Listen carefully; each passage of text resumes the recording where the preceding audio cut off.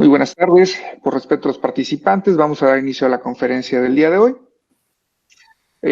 Bien, me presento. Mi nombre es el licenciado Gerardo Valdivia, soy director fundador del Centro de Psicología Cognitivo-Conductual de Monterrey. Y bueno, parte del compromiso que tenemos dentro del centro es mes a mes intentar brindarles una conferencia que, bueno, pueda servirles también de utilidad y para que también vayan sabiendo un poco de lo que se está haciendo en la actualidad en el ramo de la psicología clínica. El día de hoy tenemos al maestro Alejandro Guardiola Ramírez, parte del equipo del CPCCM, y me gustaría dar un poco o hablar un poco sobre una breve semblanza por ahí. Es licenciado en Psicología Clínica y de la Salud por el Tecnológico de Monterrey, tiene un máster en Psicología Social por la Universidad de Edimburgo, también cuenta con entrenamiento en terapia cognitivo-conductual y terapia de tercera generación, así como entrenamientos en terapia de aceptación y compromiso, avalado por la Asociación de Ciencias Contextuales y Conductuales en este caso. También me enorgullece decir que es director de la carrera de Psicología Clínica y de la Salud del Tecnológico de Monterrey. Y bien, muchísimas gracias Alejandro por regalarnos un poco de tu tiempo. Y pues nada, bienvenido y el escenario es todo tuyo. Muchas gracias, Gerardo, y gracias a todos por venir a esta conferencia. Para mí es un gusto poder compartirles lo que es la terapia de aceptación y compromiso. Es de mis terapias favoritas, es la que uso, yo creo, todos los días. Y obviamente quiero abrir también el foro a que durante la presentación, si tienen algunas preguntas, las pueden escribir en los comentarios y las estaré revisando, ya sea durante la presentación o al final si es que estamos un poco cortos de tiempo. Igual al final dejaré un espacio para contestar sus preguntas, entonces siéntanse en confianza de preguntar lo que ustedes gusten, ¿no? Pues vamos a comenzar. Llamé la conferencia todo lo que tienes que saber de la terapia de aceptación y compromiso.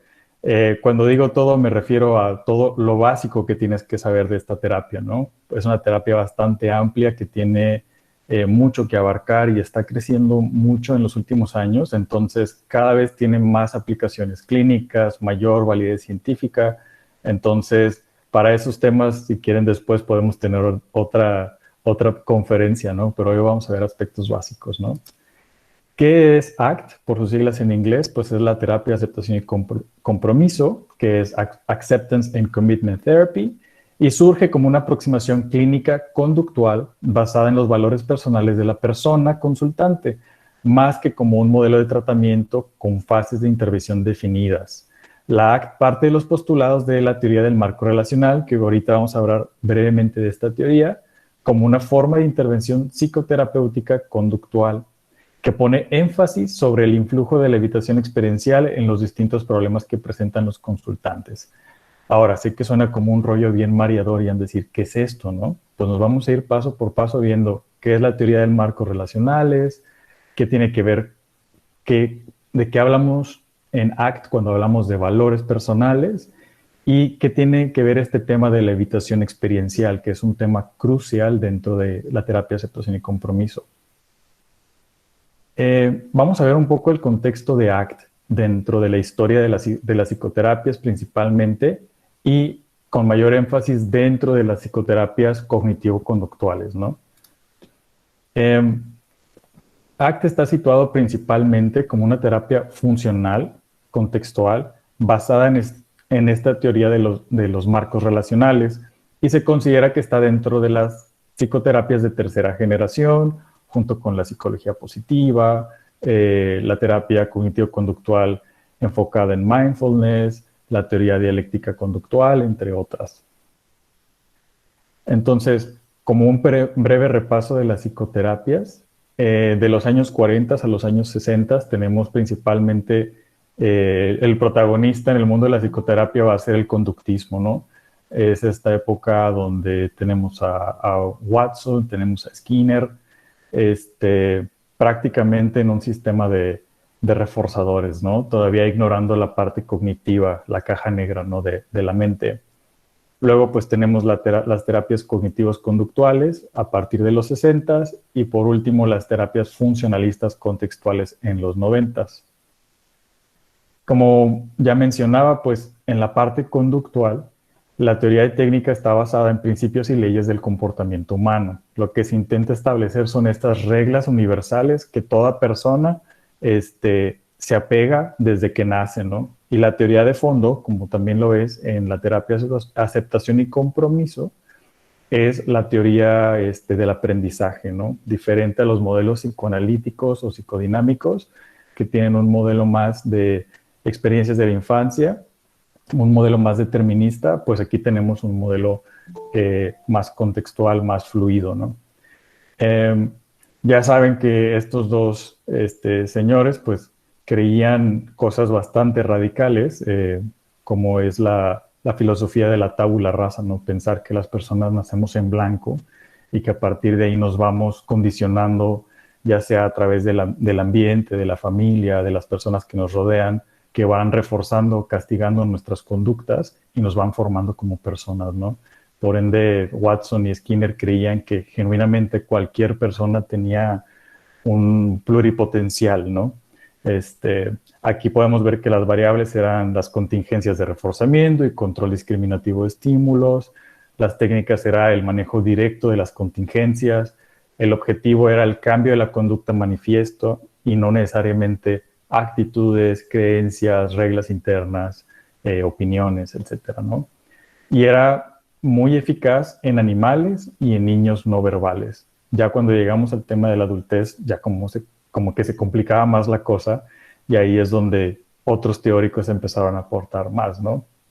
Principalmente la crítica hacia el conductismo es esta disminución de la eficacia cuando ya se presenta el lenguaje, que era muy insensible a las contingencias, ¿no? Pareciera que se ignorara lo que el consultante, el paciente creyera o pensara sobre una situación y simplemente era una cuestión de si haces tal, lo que toca es castigo o refuerzo, o si no haces tal, toca un castigo o un reforzador, ¿no? Entonces se limitaba un poco más las poblaciones que podían ser atendidas a través de esta terapia. Ya después llega la segunda generación y aquí tenemos a Albert Ellis y a Aaron Beck. Prácticamente aquí es donde ya entra la parte cognitiva de una forma más fuerte,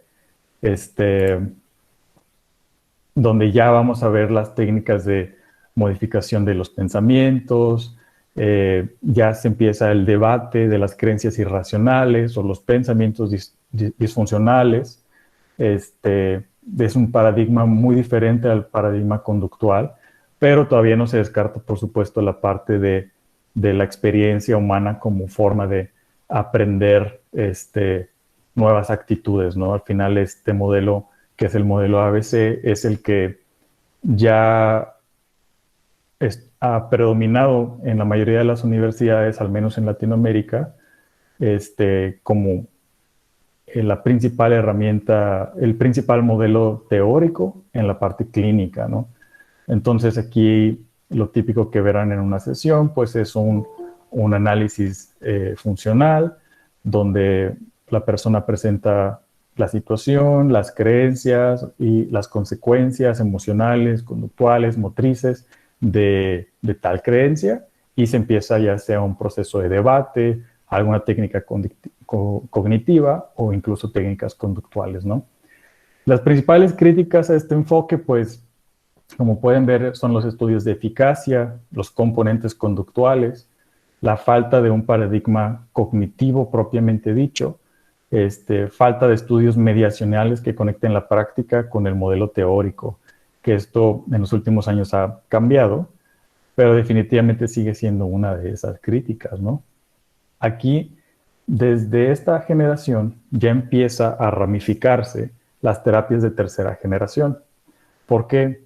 Porque notaban un efecto de rebote, un efecto paradójico, en particular en los casos donde se utilizaban técnicas de distracción que de alguna forma fomentaban la evitación experiencial, que es algo que ahorita vamos a tocar más brevemente. Llega entonces las terapias funcionalistas contextuales, que toman en cuenta el contexto y las funciones de los fenómenos psicológicos y no solo de la forma, no solo de los síntomas, sino el contexto en el que ocurren tales síntomas o tales creencias o actitudes, ¿no? pero continúan con el paradigma conductual. Al final del día lo que uno busca es que el paciente o el consultante haga o intente hacer algo diferente en una situación, en la forma en la que reacciona ante un contexto o un estímulo, ¿no? Y acentúa las estrategias de cambio contextuales y experienciales sobre las directas y didácticas. Entonces, más allá de que el terapeuta tenga una actitud un poco paternalista o de superioridad en frente al consultante, el terapeuta ahora toma este rol de guía, de decir, yo he recorrido hasta cierto punto el camino que tú estás recorriendo y simplemente te voy a guiar y te voy a avisar dónde están los hoyos, dónde están las trampas. Y se utilizan metáforas para explicar cuál es el rol del terapeuta en este tipo de terapias, ¿no?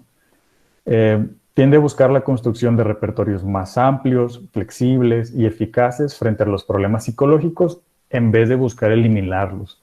Aquí es donde ya hay de por sí un choque muy obvio con el consultante promedio, ¿no?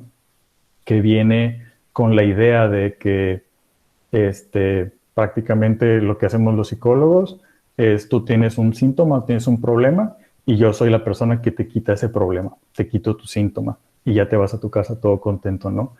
Pero de fondo, lo que no hemos hecho o lo que algunos terapeutas no logran hacer es mover la base de estos problemas, los que originan la sintomatología. Y en este caso, ACT, lo que cree es que el control mismo, el deseo de no tener síntomas, el deseo de controlar las experiencias, es parte del problema mismo. Y ahorita vamos a ver cómo lo conceptualizan los terapeutas contextuales. Y pues tenemos estos dos ponentes muy importantes, que tenemos aquí al doctor Stephen Hayes de la Universidad de Nevada y a la doctora Marsha Linehan de Washington, que fue la creadora de la terapia dialéctico-conductual. Hayes ha publicado muchos artículos sobre ACT y parte de la historia con ACT es que él estaba en la Universidad de Nevada como un profesor de análisis de la conducta y él siempre ha tenido problemas de ataques de pánico, ¿no? Entonces, en el paradigma de esa época, estamos hablando de los 70s, 80s, parte era una visión muy medicalizada de lo que eran los ataques de pánico, ¿no? Entonces, un psiquiatra recomendaría unos ansiolíticos, incluso barbitúricos, con la idea de bajar el nivel aumentar más bien el nivel de activación necesario para detonar un ataque de pánico, ¿no? Lo cual mantendría a las personas como dormidas o como en un estado un poco más hipnótico, ¿no? Esto ayudó hasta cierto punto al doctor Stephen Hayes, pero después de un momento dijo, ¿sabes qué? Mis ataques de pánico no han mejorado en el tiempo, simplemente han empeorado y cada vez se han vuelto más y más intensos. Y en esta búsqueda, pues, lo que terminó haciendo el doctor Hayes fue dedicar su tiempo a investigar otro tipo de terapias, una terapia alternativa que pudiera ayudarle a su problema de ataques de pánico, cosa que él ya dice que ha logrado superar en su mayoría, ¿no? Lo cual es un elemento clave tanto de la historia de la doctora Marsha Linehan también, y también de Stephen Hayes, ¿no? Esta parte de vivir y practicar sobre uno mismo las estrategias que uno enseña a los clientes, ¿no? Entonces, en este paradigma hay muchos estudios de eficacia que van creciendo con resultados muy prometedores.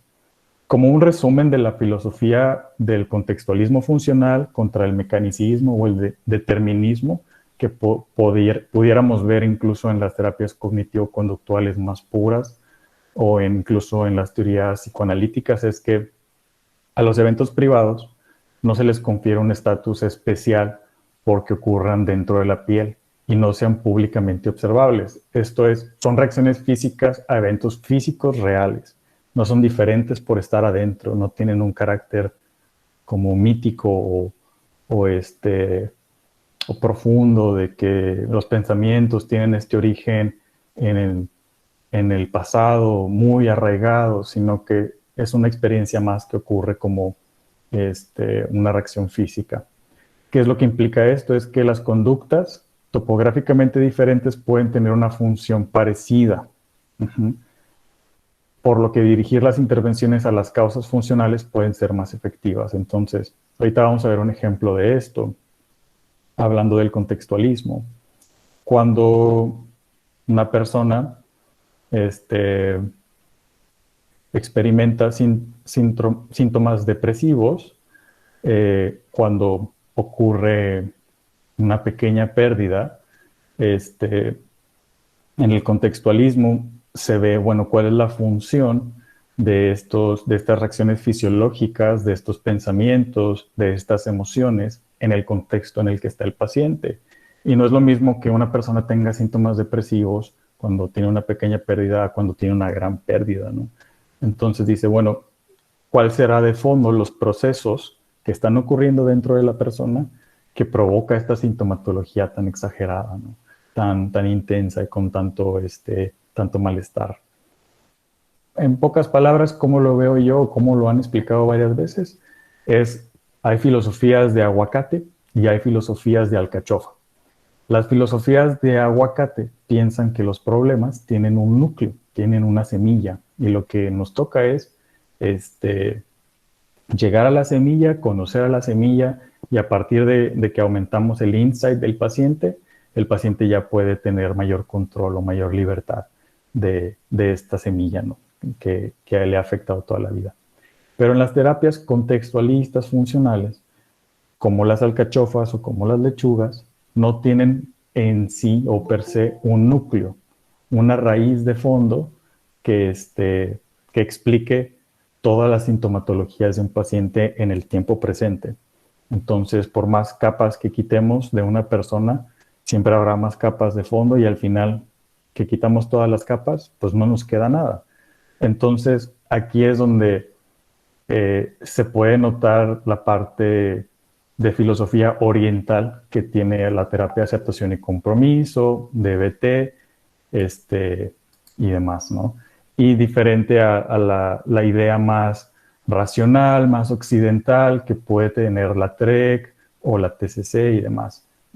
Entonces, en una TREC o en una TCC hay pensamientos irracionales, creencias irracionales que hay que modificar porque son el núcleo de las creencias y las actitudes disfuncionales de una persona que le provocan hacer ciertas cosas. Y en el caso del contextualismo, estos simplemente son una capa más de todo el ser de una persona. Es un ser completo. Entonces, pensamientos, creencias, sensaciones corporales, todas son parte del sujeto. Entonces, no se le enseña a modificarlas, sino a relacionarse de una forma diferente a estas capas que no quiere tener, que no desea, que rechaza. Entonces, por eso habla de las conductas topográficamente diferentes, aunque por encimita se vean diferentes, de fondo pueden estar viniendo de un mismo proceso. En muy breve resumen, la teoría en la que se basa esta terapia es la teoría de los marcos relacionales. ACT prácticamente es una terapia que se le dice que es una terapia de procesos y una terapia basada en el lenguaje. No es una terapia de lenguaje, es una terapia basada en el lenguaje. Entonces, en ACT, el terapeuta tiene que tener mucho cuidado en cómo dice y expresa las cosas, porque se le da mucho peso a las relaciones que las palabras pueden tener.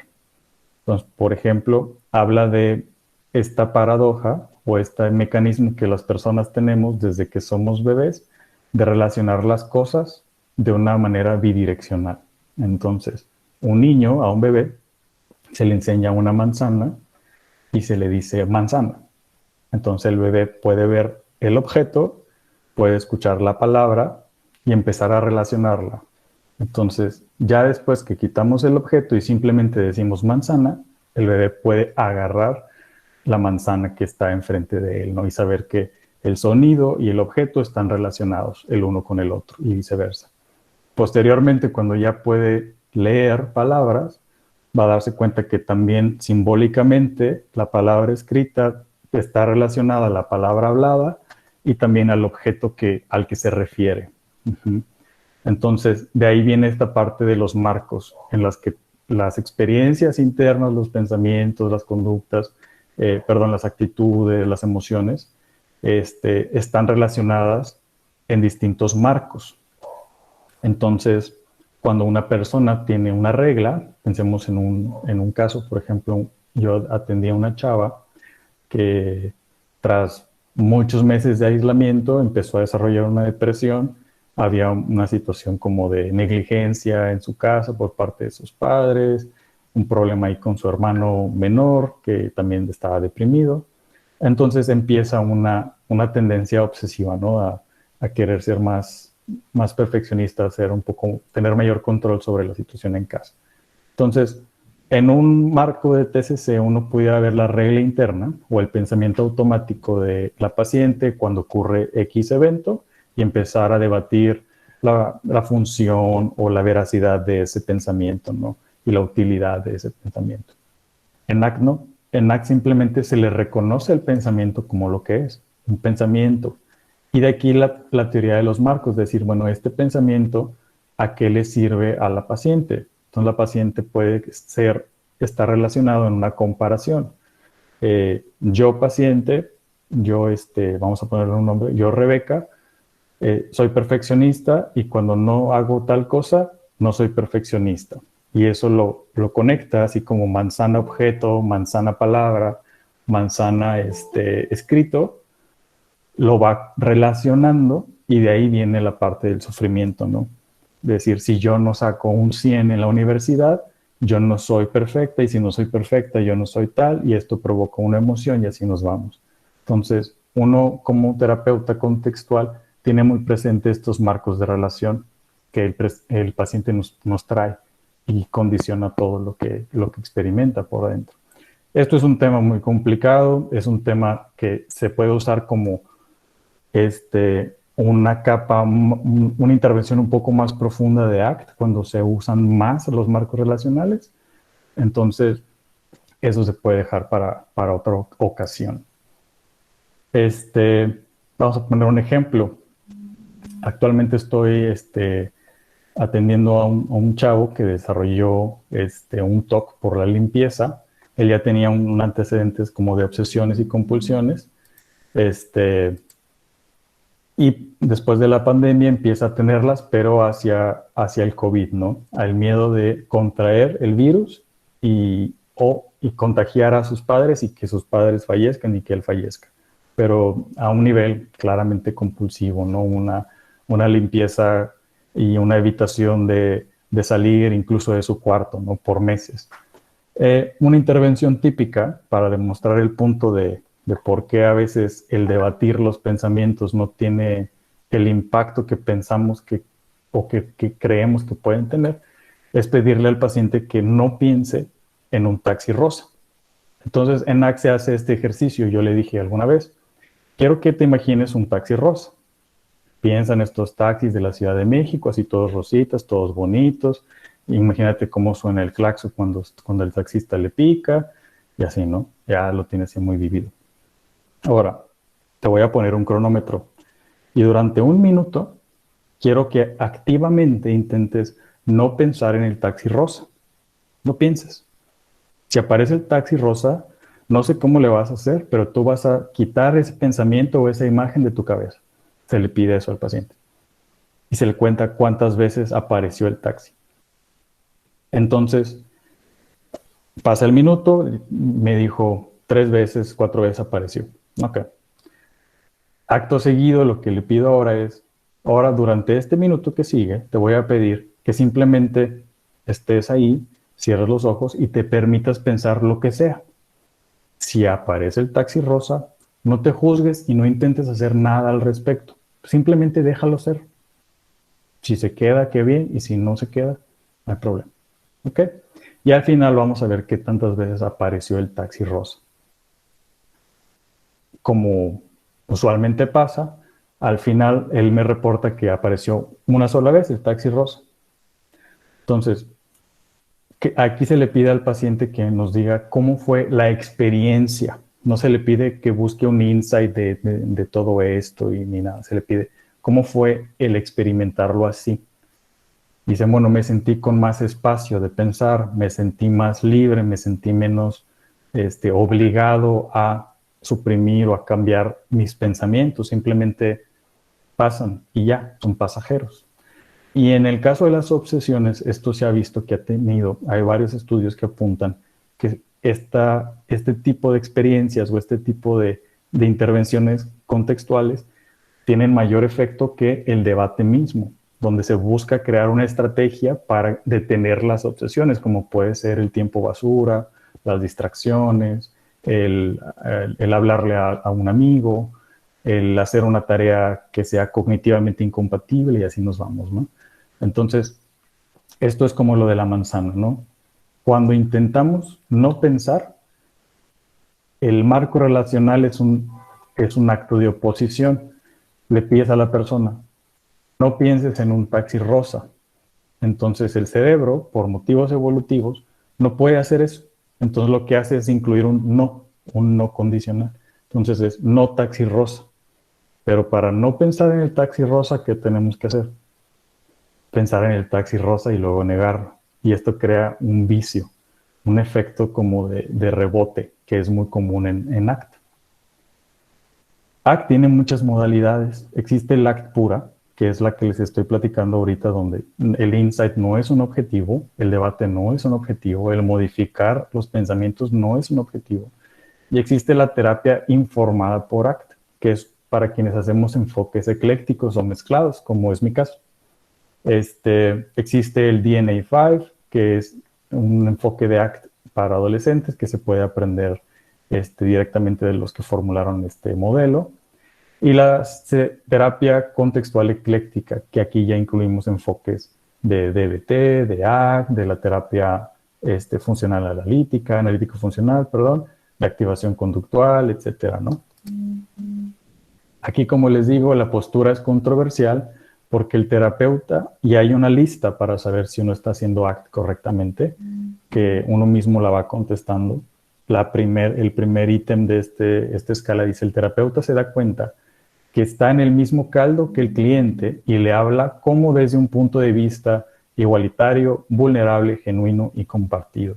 Entonces, en ACT, cuando se da psicoeducación, en el lenguaje se intenta bastante activamente que el paciente nunca se sienta atacado o confrontado por el terapeuta o que el terapeuta está fuera de los problemas de la mente, ¿no? Sino que siempre se le incluye como yo terapeuta también tengo mi mente y mientras estoy hablando contigo mi mente también me está diciendo cosas. Ajá. Así como tu mente te está diciendo no le entiendo al terapeuta, no sé si esto me va a ayudar, etcétera, ¿no? Y aquí otro de los puntos es el terapeuta no discute, sermonea, coerce o intenta convencer al cliente de lo que sea. Si usted se nota a sí mismo tratando de cambiar la mente del cliente, deténgase, no está haciendo ACT. Este es un punto muy controversial porque es radicalmente diferente a otros enfoques de psicoterapia. Aquí están un metaanálisis que se hizo de estudios aleatorizados sobre todos los problemas en los que ACT se ha vuelto un tratamiento basado en evidencias. Y aquí está el paper, por si lo quieren ver. Aquí tenemos trastorno obsesivo compulsivo, en la crianza, la tricotilomanía, fibromialgia, el fumar, la pérdida de peso, TCA, diabetes, psicosis, asma, dolor crónico. ACT es muy, muy recomendado para el tratamiento del dolor crónico. Hace poco el gobierno inglés anunció que ACT es más recomendado que el uso de ansiolíticos para el dolor crónico, lo cual habla bastante bien del enfoque. ACT y CBT fueron los únicos dos intervenciones psicológicas que aprobó este comité. Y bueno, ahí pueden ver la lista de otros problemas en los que ACT ha sido probado que funciona. Suicidio, trastorno límite de la personalidad, burnout, confianza, agresión, pena, calidad de vida, etcétera, ¿no? El modelo de ACT, ya vamos a verlo un poco más sencillo, es el Hexaflex. El Exaflex prácticamente lo que nos dice es que es el modelo de psicopatología de ACT. Aquí explica por qué el paciente ha llegado a donde ha llegado, ¿no? Y cómo es que esto ocurrió. ACT es un enfoque humanista en este sentido, no tiene esta idea psiquiátrica o clínica de dar un diagnóstico, de pasar por una serie de pruebas o de psicometría para llegar a un diagnóstico propiamente dicho del DSM o del IDS, ¿no? O sea, no se hace así. La idea es, parte de esta filosofía es no estigmatizar al paciente desde un principio, no etiquetarlo, ya que eso entra un poco en la rigidez en algunos de los casos, donde el paciente vaya a usar su diagnóstico para no favorecerle a futuro, sino que se vuelva más rígido consigo mismo, ¿no? Ok, entonces, este es el modelo en el que ACT explica los problemas, ¿no? La flexibilidad psicológica es el objetivo de la terapia. Entre más psicológicamente flexible sea una persona, menor sufrimiento, vamos a llamarlo sufrimiento innecesario, va a tener el paciente. Suena raro, pero menor sufrimiento innecesario va a tener el consultante, ¿no? Y aquí son los 6 puntos. El Exaflex se le dice Exa porque es un hexágono y tiene 6 pilares, y Flex porque es flexible. Entonces, en la consulta misma, uno está pasando de desarrollar mayor aceptación a desarrollar acción comprometida, a dirigir una dirección guiada por valores, ¿no? Entonces, en esa parte, por eso es flexible. Ahorita vamos a ver cada una de estas. La inflexibilidad psicológica o la rigidez psicológica es usualmente el estado en el que llegan los pacientes. Son rígidos consigo mismos, consigo mismas. Han estado evitando experiencias, no tienen claro cuáles son sus valores, cuáles son esas cosas que han guiado su vida, o que cuando viven esos valores se sienten más plenos. Están fusionados con sus pensamientos, con sus creencias. No logran ver los pensamientos como lo que son, palabras, lenguaje que está en la mente, que ocurre todo el tiempo, incluso en este momento en el que estoy hablando, incluso en el momento en el que ustedes me están escuchando. Están pasando pensamientos y pensamientos que pueden ser sobre lo que les estoy presentando o sobre pendientes, estrés, distracciones, lo que sea, ¿no? Entonces, es un flujo, ¿no? Hay un apego al yo conceptualizado, que es el aguacate, que les platicaba, que dicen, no, es que yo soy así porque yo soy Sagitario, y los Sagitarios así somos bien dramáticos, y no importa qué haga yo siempre voy a reaccionar bien exagerado cuando algo pase. O es que yo soy así porque yo soy hombre o yo soy mujer, y las mujeres así somos y los hombres así somos. Entonces, ha conceptualizado un yo y se ha pegado a ese y no logra verse como el contexto en el que está. Entonces, eso también genera inflexibilidad. Y bueno, después está la inacción, la impulsividad, la persistencia evitativa, que es la parte opuesta de la acción comprometida. Es cuando una persona procrastina las actividades, o es muy impulsiva y no se detiene, o es muy evitativo durante mucho tiempo. Y por último, acá arriba tenemos la contraparte de lo que es el mindfulness o el contacto con el momento presente, que es cuando la persona está predominada por el pasado o por el futuro conceptualizado. Entonces, no está viviendo el tiempo presente, por ende se siente anclada o anclado al futuro o al pasado, se siente controlado y domina mucho esta parte, ¿no? ¿Hay alguna duda hasta aquí? No he visto los comentarios. Tenemos un comentario. La flexibilidad psicológica también es el objetivo de la TREC. Ok, sí. Elis lo ha mencionado en la TREC.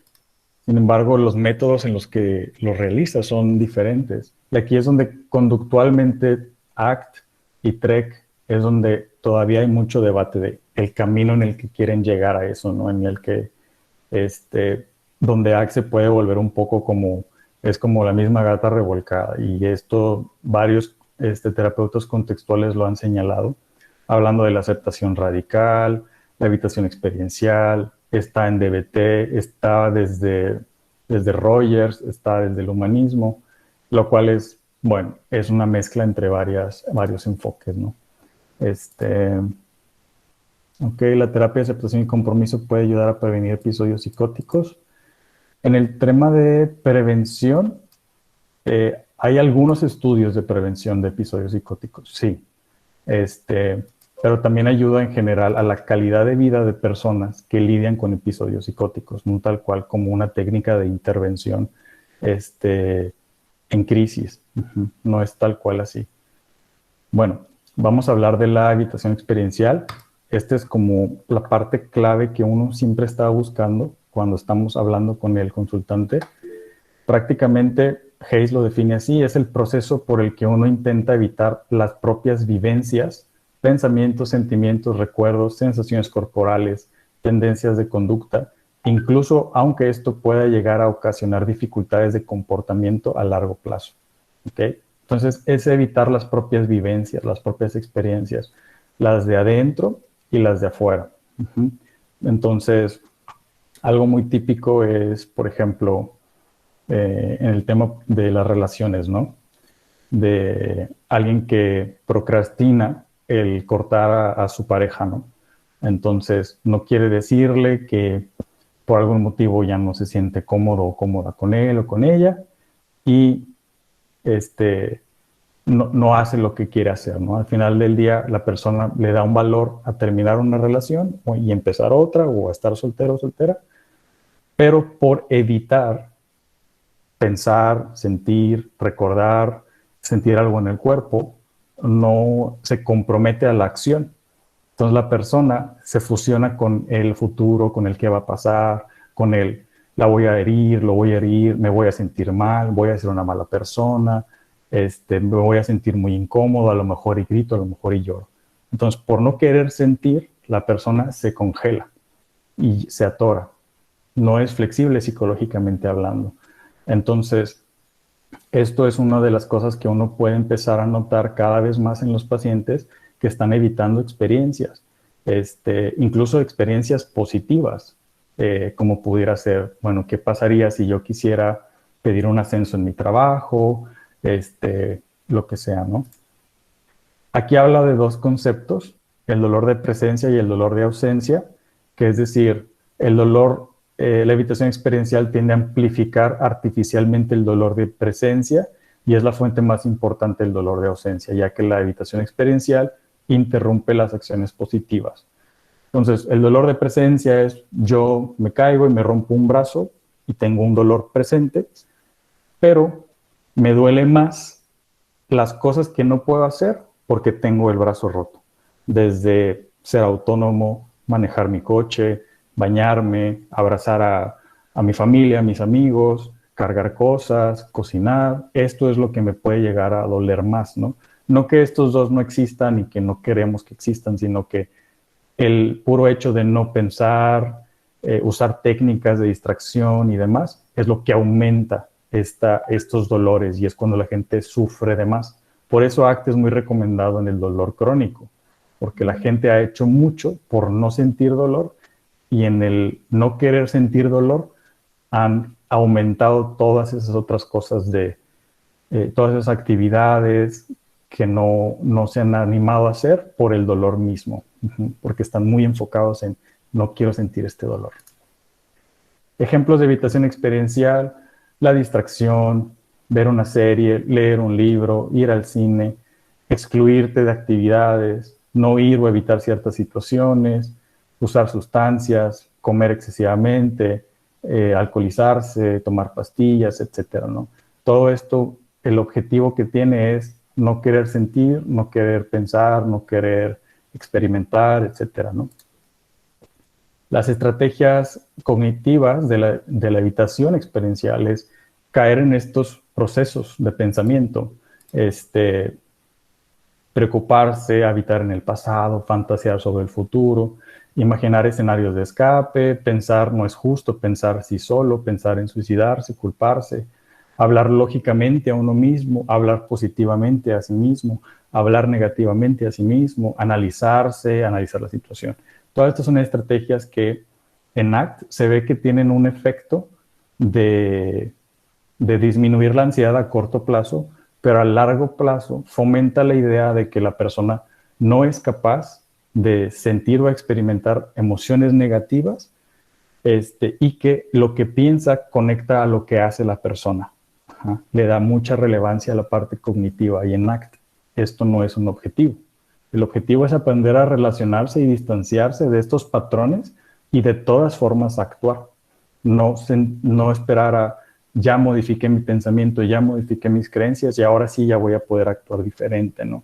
Simplemente es, puedo todavía tener estos pensamientos, porque los pensamientos, esos son palabras, y de todas formas actuar en función a mis valores o las cosas que a mí me importan, ¿no? Aquí entra un concepto de la desesperanza creativa, que yo creo algunos de ustedes pudieran estar sintiendo ahorita, así como decir, bueno, entonces, ¿qué hacemos, no? ¿Qué hacemos si debatir no es opción? ¿Qué hacemos si argumentar no es opción? Y se usan metáforas en este caso. Se busca accesar a esta parte flexible, donde se le da un recurso metafórico del lenguaje al paciente para que lo pueda usar cuando se note a sí mismo pensando, analizando, viviendo en el futuro, viviendo en el pasado. Por ejemplo, una metáfora muy típica es, está el paciente o el consultante y en una montaña, hay un precipicio y del otro lado está un diablo, y el diablo son todo esto que no quiere sentir, ¿no? Pensemos en un caso como de adicciones, que es muy común que ACT ahí entre también. Usualmente el patrón negativo en el que ha caído la persona es no querer ser un perdedor, etiquetarse como un adicto, sentirse impotente, y la persona se nota en sí misma luchando contra este demonio, ¿no? El demonio de eres un perdedor, eres un tonto, ¿no? Y es como un estire y afloje de la cuerda, y la persona piensa que genuinamente lo que tiene que hacer es jalar la cuerda tan fuerte que el diablo se caiga y que ya no esté y desaparezca. Uh-huh. Y el objetivo ese pudiera tenerle cierto confort a corto plazo, pensar que jamás va a volver a pensar eso de sí mismo esta persona, jamás se va a volver a sentir como fracasado, como impotente o como un adicto etiquetado. Pero el día que llegan estos episodios de rebote, estos patrones de pensamiento, la persona ya no sabe qué hacer, porque ya ha intentado debatir y ya sabe que no es y así, y entonces no logra verlo como lo que es. Aquí la intervención usualmente es preguntarle a la persona, oye, ¿qué pasaría si sueltas la cuerda? Y esto se hace literalmente en el consultorio. Los terapeutas ya tienen cuerdas y tienen un montón de cosas así, ¿no? Como si fueran magos, ¿no?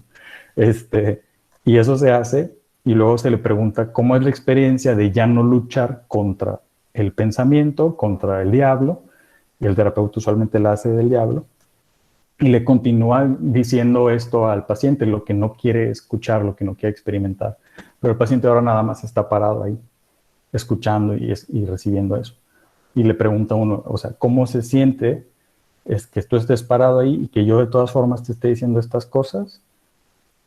Y usualmente, si el tratamiento va bien enfocado, la persona se da cuenta que esta lucha que ha tenido, esta lucha interna, no tiene un fin, no cumple un propósito, sino que lo que vale la pena es desesperanzarse, decir, bueno, ya perdí la esperanza en que algún día voy a pensar y sentirme como un ganador, como ya no soy un adicto, como ya soy una mejor persona, pero ahora de forma creativa noto que nunca debí o no tengo por qué solucionar estos pensamientos, sino puedo simplemente distanciarme de ellos y de todas formas hacer cosas que un adicto no haría.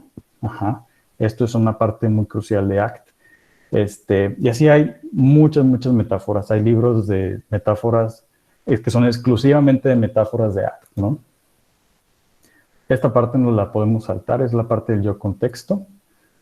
Este es un clip del manejo de la ira de Jack Nicholson, que más o menos explica lo que en la película se usa para otra cosa, pero en ACT funciona también bien como para probar un punto.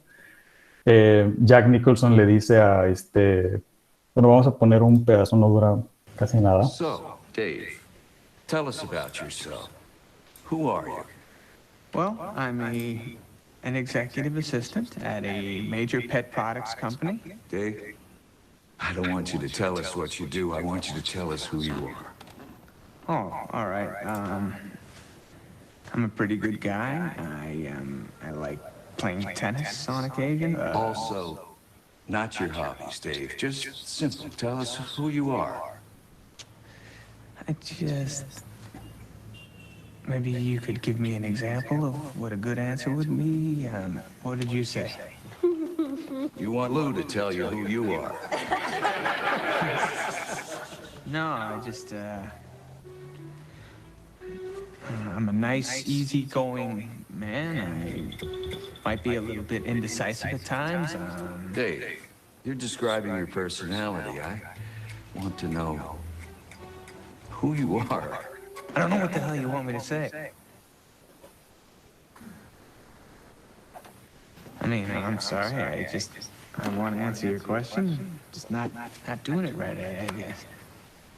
I think we're getting a picture, Dave. Let's move on. Muy bien. Pues ahí en la película, obviamente, el tema es el manejo del enojo, ¿no? Pero lo que yo creo que metafóricamente está buscando también hacer Jack Nicholson es esta parte de lo que podemos ver del yo contexto, ¿no? De quién soy yo como persona. Y de fondo es, bueno, si no eres tu personalidad y no eres tu profesión y no eres tu edad y no eres tu género, pues entonces ¿quién soy yo, no? Y aquí es donde se busca desarrollar esta parte de la persona que es muy común en las meditaciones, en mindfulness y demás, que logra verse a sí mismo como el contexto, ¿no? El yo observador, el yo que siempre ha estado ahí. Y se le hacen preguntas al paciente, por ejemplo, igual de metáforas, ¿no? O sea, se le dice, bueno, si tú fueras un vaso, bueno, si yo te mostrara un vaso y tus pensamientos y tus sensaciones y tus recuerdos fueran líquido, ¿qué pasaría si poco a poco virtiéramos el agua y se cayera y no quedara nada? Pues, ¿qué quedaría? Y ahí la gente usualmente se choquea mucho porque no sabe qué decir. Pero dicen, bueno, sí queda esta parte de mí que siempre ha estado ahí. Es la persona que se ve a sí mismo de una forma metacognitiva mientras crece, ¿no? Es como el espectador de la película. Y se usan muchas analogías de este tipo para que la persona logre separar el concepto que ha construido de su personalidad, de quién es, y esta parte un poco más metaanalítica de quién soy yo como en la experiencia, ¿no? Yo soy el que observa estos pensamientos depresivos, yo soy el que observa esta ansiedad, yo soy el que observa estos patrones de comportamiento, yo soy el que observa mis emociones, pero yo no soy ninguna de estas partes, ¿no? Esto de NACT es fundamental que se trabaje. Y los procesos de aceptación, así se ven, la parte de aceptar incondicionalmente las situaciones, crear distancia de los pensamientos. En la parte del pilar de conciencia está el contacto con el momento presente, que ahí entra mindfulness, verse como un contexto y no como un todo, no como un concepto nada más, sino como una parte de un contenedor de experiencias. Y luego la parte ya más conductual de ACT es los valores y la acción comprometida. Entonces, aquí se le pide al paciente que identifique cuáles son esos valores. Hay listas de valores, hay cuestionarios de valores. Y dicen, bueno, para mí es valioso el ser sincero y el ser honesto, incluso si fracaso, ¿no? Entonces, aquí una persona con ansiedad social, por ejemplo, pudiera comprometerse a dar una clase, una plática, en favor de sus valores, que puede ser el ser honesto, el ser sincero o el ser valiente, incluso que experiencialmente no la vaya a pasar bien, que se sienta incómodo, incómoda, ansioso, juzgado, evaluado y demás, ¿no? Entonces, que aprenda a aceptar que esto es parte de la experiencia completa, lo bueno y lo malo, y que de todas formas actúe. Entonces, aquí no hay ningún momento donde se debate de ¿eres tú en verdad incompetente para dar pláticas? ¿Qué tan malo sería que tú, que sería tan catastrófico, sería realmente insoportable que tú te pares enfrente de un grupo de personas y hables? eso usualmente no se hace. Se hacen experimentos, sí, experienciales o de mayor intensidad, pero no se le da tanta relevancia a esta parte de un debate per se. Simplemente se hacen las técnicas de difusión cognitiva. Y estos 4 procesos de la izquierda son los procesos de mindfulness, y los procesos de la derecha, estos 4, son los procesos de cambio de comportamiento. Así se ve cómo llegan los pacientes, atención rígida hacia el pasado y hacia el futuro, evitan experiencias, se creen sus pensamientos, están conceptualizados, hay un ego muy fuerte, no hay valores claros, no saben qué es lo que les mueve en la vida, y hay inacción o persistencia en la evitación. Y terminan siendo de esta forma. Se trabajan estos pilares y aceptan incondicionalmente las situaciones, logran ver los pensamientos como lo que son atenciones flexibles. La mente puede divagar al futuro y crear escenarios ansiosos, o puede castigarse por cosas del pasado, pero tiene la habilidad de regresar a la hora y actuar. Sabe sus valores, sabe que es importante. Se compromete a hacer cosas en favor de estos valores, se pone metas, se pone objetivos y toma un self de perspectiva. Entonces, cuando un paciente ya te logra decir, ahorita mi mente me está diciendo que esto no va a funcionar, ya la armaste, porque ha logrado desarrollar esta parte de tomar perspectiva, de no creerse el pensamiento saboteador o no caer en este patrón, sino que le pone distancia. Obviamente esa es una parte. Ahora se tiene que comprometer a cambiar, porque no es nada más como un cambio interno y ya, ¿no? Así se conceptualiza usualmente en ACT. Uno como terapeuta pone esta matriz, arriba se pone lo que está por dentro, el corazón y la cabeza, y del lado izquierdo se pone esas cosas que la persona hace, que los aleja de ser quienes quieren ser, y del lado derecho se pone aquellas cosas que los acerca a quien quieren ser. Entonces, de un lado izquierdo pudiéramos poner cosas como, por ejemplo, por dentro, en el corazón y en la cabeza, regresando a la paciente esta que atendí, que tenía una depresión muy severa, aquí pudiera estar pensando, nunca voy a ser suficiente. No importa qué haga, nunca voy a ser suficiente. Y en la parte de fuera, manos y pies, ponemos las cosas comportamentales. Y aquí es faltar a clase, darse atracones, tener insomnio, no hacer ejercicio y demás. Y del lado derecho, usualmente aquí podemos preguntar, bueno, si no estuvieras deprimida, ¿qué harías diferente o qué pensarías? Y diría, bueno, me gustaría estar más cercana a mi familia, y esta es la parte de las emociones y la cabeza, lo que quiere, lo que es valioso para ella. Quisiera poder cambiarme de carrera, quisiera poder hablar abiertamente con mi novio, y aquí en la parte de los manos y pies me inscribiría a una clase de yoga, saldría más seguido al parque, volvería a tocar un instrumento, y así nos vamos, ¿no?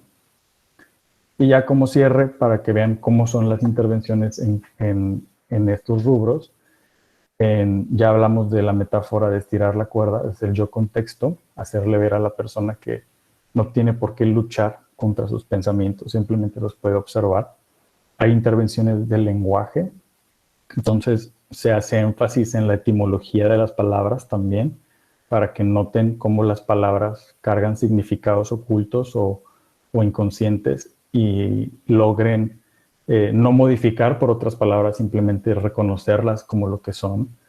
En el caso de los valores, se les pide a la persona que se imaginen el día de su muerte, y aquellas cosas que les gustaría que hubieran dicho o que dijeran los demás de ellos, de cómo les gustaría ser recordados. Este ejercicio funciona muy bien. No lo recomiendo para una primera ni una segunda sesión, sino una cuarta, quinta sesión donde ya el paciente ha logrado entender un poco de qué se trata ACT, ¿no? La distancia de un pensamiento, la ubicación de una emoción. Hay terapeutas de ACT que preguntan mucho eso, ¿no? Bueno, y si esa emoción, este pensamiento, ¿dónde lo tienes? Y se les pide incluso que con las manos digan, no, pues yo me siento, no sé, como un mal esposo, ¿no? Y lo tengo aquí, es como una máscara. y se les pide que pongan distancia, ¿no? A ver, si te pusieras este pensamiento de soy un mal esposo en el regazo de las piernas, ¿cómo te sentirías o cómo se siente eso? Se usa mucho esto de ubicar emociones, ubicar pensamientos. Es muy parecido a la Gestalt. En este sentido, los terapeutas ya lo reconocen que pues, han tomado elementos de esto, ¿no? La difusión cognitiva es una parte crucial. Aquí una intervención muy típica es que el paciente anote sus pensamientos, que es muy parecido a TCC, y que en vez de debatirlo simplemente diga gracias mente y que acepte estas emociones que vienen con los pensamientos y que de todas formas actúe en favor de lo que quiere hacer. Entonces simplemente es gracias mente por decirme estas cosas negativas sobre mí mismo justo en un momento donde quiero hacer algo importante. En el tema, por ejemplo, de ir al gimnasio, de comer algo saludable, ahí es donde entra mucho esto del autosaboteo y de querer racionalizar las cosas y así. Simplemente es gracias mente por este speech que me traes, pero no me sirve, entonces vamos a hacer otra cosa. Imaginar las palabras, imaginarse que los pensamientos vienen de una radio vieja y esto le va creando mucha distancia a los pensamientos, que se vean ajenos, que se vean como parte del contexto. En las imágenes también así pasa. Cuando una persona ve los escenarios catastróficos, se utilizan este tipo de intervenciones como imagínate que tus pensamientos están en una televisión y modifícalos, ¿no? Súbeles el volumen, cámbiales la velocidad y así. Y por último, para las intervenciones de mindfulness, pues yo creo que han visto ya mucho de este tipo de intervenciones porque han sido muy populares en los últimos años. Hablamos del escaneo corporal, el hexaflex de la mano, es lograr contemplar la mano como si fuera nueva, como si fuera recién instalada, o una meditación guiada como visión de Google Maps, ¿no? Que es cuando se le pide a la persona que se vea en el contexto en el que está, como si fuera una camarita que va subiendo y va viendo la casa en la que está, o si está en el consultorio, y las calles, la ciudad, las montañas, el planeta, y que logre conectarse con el tiempo presente, ¿no? Y las técnicas de grounding, que son apelar a los sentidos, que di algunas cosas que puedes oler, di algunas cosas que puedes ver, algunas cosas que puedes escuchar, algunas cosas que puedes sentir. Y eso ayuda mucho también a desarrollar la habilidad de conectar con el tiempo presente. De aceptación, pues el ejercicio del taxi rosa y un ejercicio muy famoso de aguantar la respiración que ayuda mucho a explicar de qué se trata la aceptación, que no es tolerar y que tampoco es aguantar las emociones negativas. Es una experiencia diferente. Y bueno, pues muchas gracias por toda su atención. Esto ha sido un poco de lo que es ACT. Yo sé que a lo mejor abarqué muchos temas, pero pues justo ahora es el momento de contestar alguna de sus preguntas. Alejandro, tenemos ahí unos 5 minutitos para, Ajá. digamos, no ir retrasándonos tanto. Muy bien. ¿Me recuerdas cuál fue la última por ahí que... ¿Qué leí? Bueno, fue episodios psicóticos. Ya, Okay. ya luego Hanna creo que también se contestó esa pregunta, cómo el AC enfrenta o qué técnicas utiliza para la resistencia al cambio. Creo que por ahí hubieron algunas. Marta Guadalupe nos menciona lo que mencionó al principio de los repertorios amplios y flexibles, puede equipararse a los recursos psicológicos que se mencionan dentro de la psicología positiva. No estoy muy familiarizado con la psicología positiva, pero sí hay algunos ejercicios que empatan. Por ejemplo, el diario como de agradecimiento o de acciones comprometidas, como de autocuidado. Ahí funcionan algunos de los repertorios, siempre y cuando no se hagan con el fin de no sentir, no pensar, no querer estar o hacer. Que no fomenten la evitación, ¿no? Ok, Silvia nos pregunta si se está grabando. Bueno, un poquito más adelante les comento sobre ello. Cecilia, allí son cosas que hacen en verdad o cosas que les gustaría hacer diferente. Creo que se nos perdió, yo creo que con las diapositivas. Creo que ahí es en la matriz de ACT. Aquí las dos. Y se puede poner en la parte de la derecha de hacia dónde quiere ir la persona. Se pone qué hacía antes, que era valioso para ella o para él. Por ejemplo, ir a conciertos. que ha dejado de hacer por estar lidiando con su depresión, con su ansiedad. Ahí se ponen también ese tipo de cosas. También las cosas que quisiera hacer, ¿no? Cosas diferentes. ¿Dónde podemos formarnos en ACT? ACT tiene muchas formas de educarse en ACT. Principalmente se empieza a través de libros, a través de pequeños cursos. Hay maestrías en ACT. Usualmente en Madrid hay dos institutos muy famosos, que es el MIPSI, el Instituto Madrid de Psicoterapia Contextual, y el Instituto Contextual de Barcelona. Esos son los dos más famosos. Y en Estados Unidos, dentro de algunos programas de doctorado, se enseñan técnicas de ACT, tal cual. Pero una formación pura en ACT es un tema ahí como de que ACT está descentralizado, no es como CBT que hay niveles, sino acá tú vas aprendiendo integrando. La idea es buscarse un skills trainer. En la página de ACBS uno busca así, ¿quién me puede entrenar en ACT? Y hay personas certificadas que te enseñan la metodología de ACT. Ok. Coco Sierra, por ejemplo, en una situación, gracias mente por decirme que no puedo hablar en público, que voy a poder, que voy a poder dar mi presentación y cómo se logra que se haga su presentación.